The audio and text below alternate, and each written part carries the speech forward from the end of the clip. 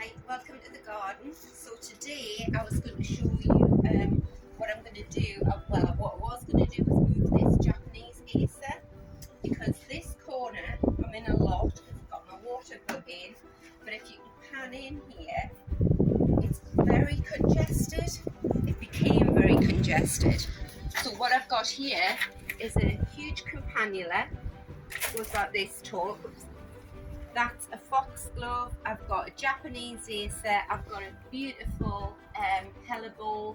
This fern grows up here, and the Japanese acer, poor thing, just got swamped. What I want to do is move that to there, but as you can see, this winter border, if you pan along, it's just one big mess. Very, very beautiful border, but at this time of the year, just a big mess.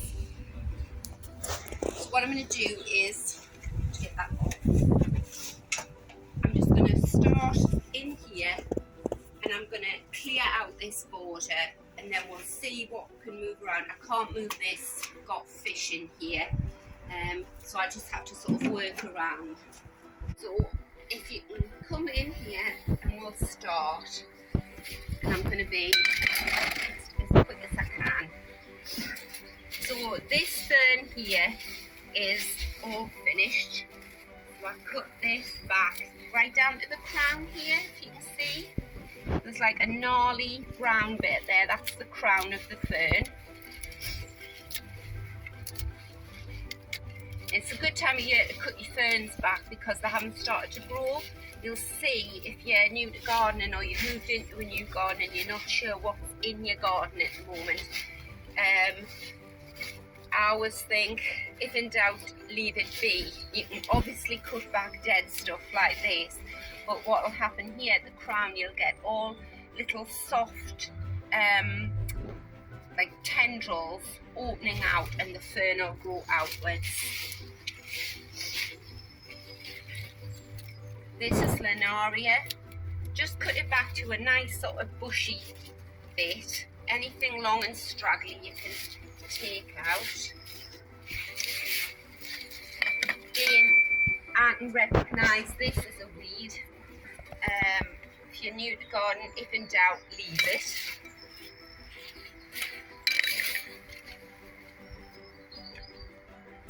Pull the trug around here and clean as we go, otherwise we'll get in the right mess.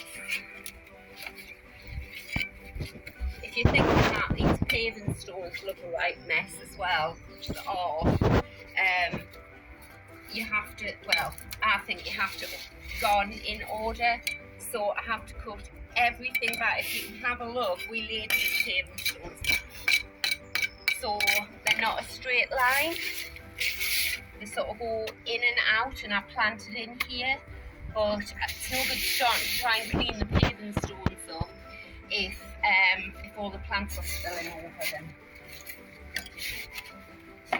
Do that. I can just come around here.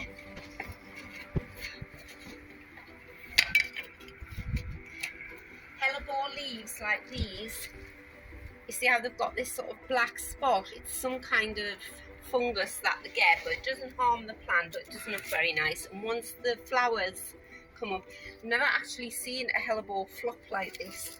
I think it's because it's been swamped by that fern. Once the flowers start coming up, you can just cut the leaves back.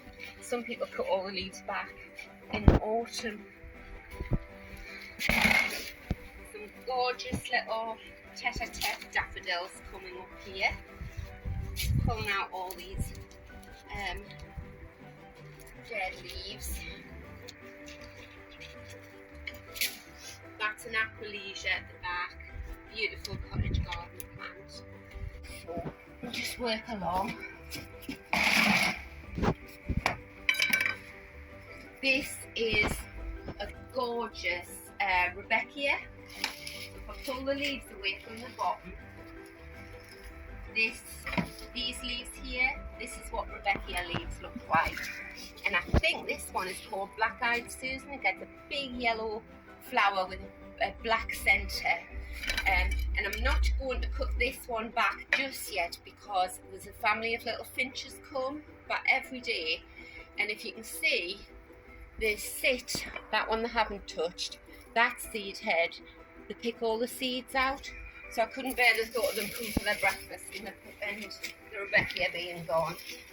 So again, it's doing no harm, just leaving it there for a bit. I am going to do a video where I clear up all this area, all the stone. I don't know quite how I'm going to clean it yet, because I don't want to use anything chemical on it, in case it harms insects or plants, or the stone for that matter.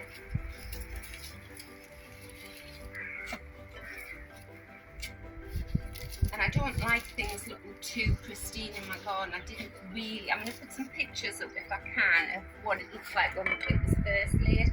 And it was, you needed your sunglasses on, it was pristine, sparkling white. And it just looked a bit odd in my garden. I think in a very modern garden, it would have been fine. See, there's a lovely little primrose in here, in through. Yeah? And just put your fingers in and just keep pulling gently.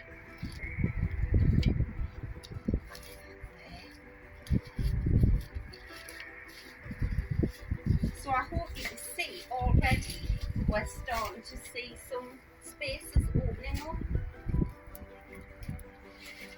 This is a wallflower. I always grow lovely wallflowers from seed. They're biennial, so you plant your seeds one year, you grow loads of roots, you plant them out and flower the next year. You just sort of do them in a rotation.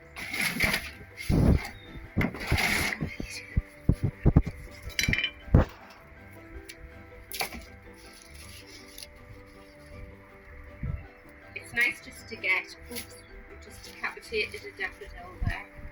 It's nice to get down on your hands and knees and get in the garden and see the plants again, because you forget what's there. You know, I haven't seen these since last summer. This is iris here, can you see? And this bit of the iris has to stay above the soil, and the sun beats down on it and soaks in, and that's how you get beautiful flowers. I think this is a huge white one. Now this looks lovely and healthy, this Linaria, but it's a bit floppy. I'm going to chop it back and it'll do it the world of good. Just opens the border up. I don't know whether you've watched my video on painting the fences black. I have given this fence one coat. It needs another coat, and I think I might just leave it dark brown in this area. Right. This wallflower here is looking really bedraggled. So I think he's been stood on. So what I'm going to do is, if you're in doubt, cut back to where he's nice and bushy at the bottom. And cut them off by there. Right, I have to be truthful. I can't remember what this is. So that's wallflower, but I don't know about this. But it's dead, so I'm going to cut it back. It's obviously something tall, because I've got this in place. And that's a good tip for anyone moving into a new house with a new garden and you just don't know what's in the garden. Don't go digging all the soil and digging everything out, because you might have some beautiful perennials asleep beneath. And if you had to go and buy them all at the garden centre, it would cost you a fortune. Right, I think I've remembered what it is. I think it's Alstroemeria, which is fabulous. Fabulous plant. Lovely pollinator. Right, nearly there. think this is the, you can have a look, it's grown in amongst this foxglove. This bit here, I think that's Alstroemeria. And the way you can tell, I'm not going to do it, but if you dug him up, it would be like a big white, it looks like a white slug, but that's what the roots look like. Gorgeous plant, really quite expensive. And I just cut different groups of them around the garden, split them and pop them in here, there and everywhere.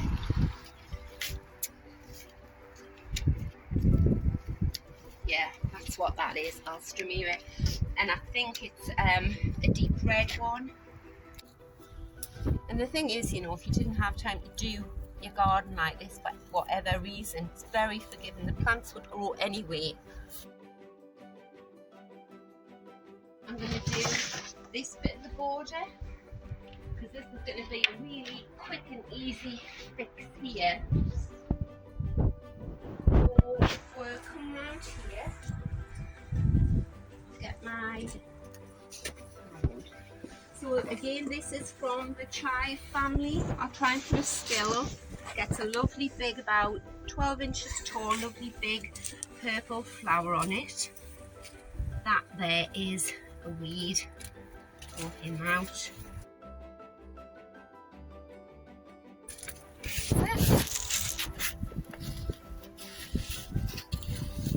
That's a little foxglove. Very informal, my garden. Well, most things are welcome. I have a problem with a few interlopers, but they were very nice when I was trying to fill my garden up quickly, but then they sort of take over. Right, I'll show you these are weeds here. I think it's dandelion. But you see how easily they come out the soil, because I don't know whether you look at it, you know, I think it's 50% sand. Right, now this is said interloper. A beautiful plant with a nice pink flower, has a very unpleasant smell when you dig around it, really unpleasant. Good filler. I will try and find out what it's called, but I'm thinking a nice lavender here. I didn't plant him here. He was a self-seeder. He's self-seeded. This is him here. He's self-seeded in every crack he could find. That I'll sort that later. So I am going to dig him out. Where's the... Seems cruel, but I think a nice lavender here on the corner, sort of pushing out, and then as I walk past, or whoever walks past, you'll get that lovely smell. There, look at the sand in there. Right, you see those roots? He's a thug. And what I do is, any plants like this, just tidy him up, and then I stick him in a pot at the gate with help yourself, and everyone's a gardener around here in this village, and they'll just, most gardeners will recognise them and run a mile, but yeah, so no plants get wasted. He goes still in there. That's a bit of Shasta Daisy in with that. Anyway, he's going as well. Right, onwards.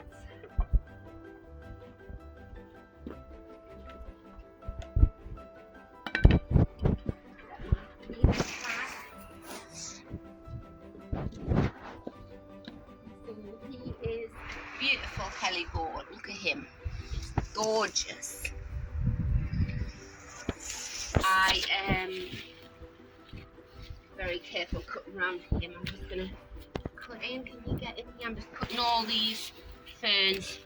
This border that I'm working on here now doesn't get any light whatsoever. It is north facing. So I'm cutting all these leaves off the hellebore, but leaving the stems. And I've got some nice little primroses that I bought the other day, and I'm just going to put them in for a bit of seasonal colour. If you have a look here, get rid of him. This is sedum, and it sort of grows along and in the cracks. Oh, this is a beautiful pulmonaria. Now he does do quite well here. Right, let's get in here. Be careful what I'm standing on. Chop back. Oh, look at them. That is the fern. These are all going to open up. These are another plant that actually is perfect for this situation, but it's become a bit of a thug. It's sort of taken over. So you can imagine, I love this, but these ferns just spill over and they've drowned out the hellebore and everything, so I might dig the ferns out.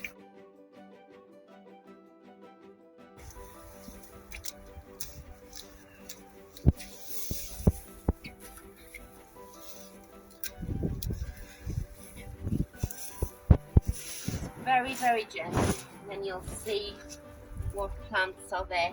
That is a campanula cut and saucer. So instead of pulling it out by its roots, I'm going to cut it off down there, because I think, well, it is a prolific self-seeder, and it's probably got a lot of seedlings around here.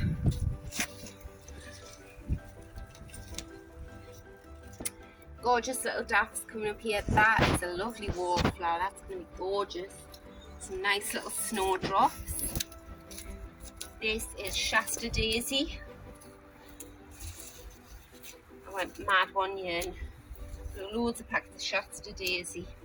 And everybody's garden that I knew loved them, but they do tend to take over. I just love daisies. And I got more little dafts here, little primula. Oh, it's very soggy around here. This is a begonia.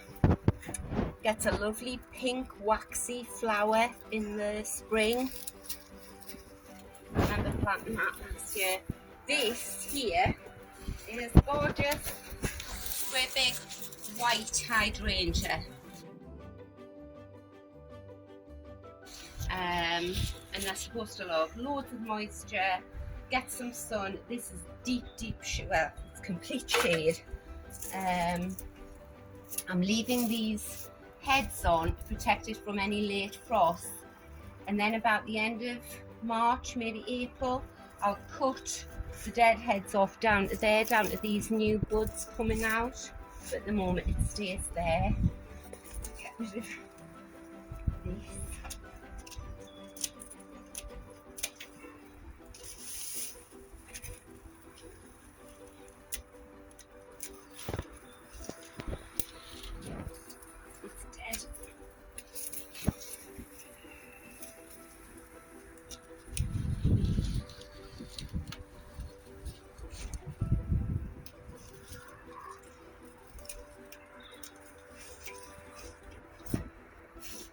Nice piece of wood here, ordinary bits of wood if they're a nice shape. And what happens is, if you put a gnarly bit of wood in on your soil, slide on top. It looks gorgeous, but also it releases nitrogen into your soil.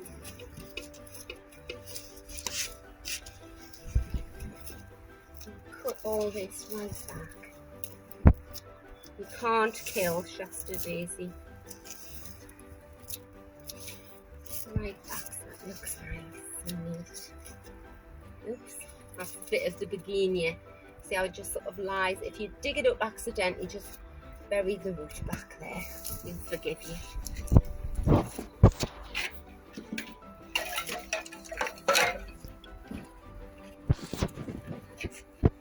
I've got a big hole here where I dug out a big lump of fern last year, so I need to fill that with some soil and put a plant in. This Here is the weed. He can come out. This is all weed. This is all wallflower. And can you see the spots on the hellebore leaves? Doesn't harm the flower, but it's best to just get rid of them. And this is a big patch of hellebore. I found a picture, a photograph of it last year, and it was huge and purple. It's like this one. That's gorgeous. And I don't know why it hasn't flowered yet, but so I'm just going to cut this little bit back here for today, because I do want to move that piece. And what I'll do is I'll put these in 2 separate videos, or I'm just going to give it a quick sweep here to show you how much better it looks. And even if it doesn't look much better, at least you can see what you've got growing in the border and where you can transplant things to.